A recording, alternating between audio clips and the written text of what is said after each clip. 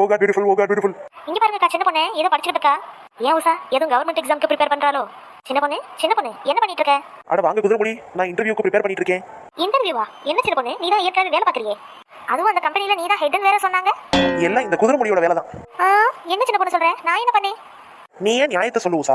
ஒரு கம்பெனி, அதுவும் டப்பா கம்பெனி, ரொம்ப சின்ன கம்பெனி, அந்த கம்பெனியில் போய் என்னை வேலை பார்க்க சொன்னாங்க இந்த குதிரைமுடி. எனக்கு தான் போய் சேரவே மனசில் பார்த்துக்கோ.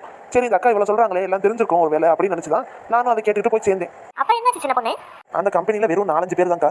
அதில் 2 பேர் லீவ் போட்டாங்கன்னு வைங்களேன், மிச்ச வேலை இல்லாதையும் நம்ம தான் பார்க்க வேண்டியதாக இருக்கும். இந்த வள்ளிய கால்கிட்ட தான் நான் முதல்ல சொன்னேன், அக்கா நான் இந்த மாதிரி செலக்ட் ஆகிட்டேங்க்கா, இதில் போய் நான் சேரட்டுமா அப்படின்னு கேட்டதுக்கு, நீ பெரிய கடலில் சின்ன மீனா தெரியறதுக்கு பதில் சின்ன குளத்துல பெரிய மீனா இருந்தீங்கன்னா உனக்கு தான் சின்ன பொண்ணு பெருமை அப்படின்னு இவங்க தான் சொன்னாங்க. இப்படி உசுப்பேத்தி உடம்ப ரணங்கலப்படுத்திட்டாங்க. கடைசியில் சம்பளத்துக்கு அலைஞ்சிக்கிட்டு இருக்கேன், இன்னைக்கு கொடுப்பாங்களா நாளைக்கு கொடுப்பாங்களான்னு. இதில் ஹைலைட் என்ன தெரியுமா? என்னோட ரெசிக்னேஷன் லெட்டர் இருக்குல்ல, நான் ரிசைன் பண்ண போறேன்னு சொல்லி கடிதம் அனுப்புவேன்ல, அந்த இமெயிலையும் நானே தான் அப்ரூவ் பண்ணணும்.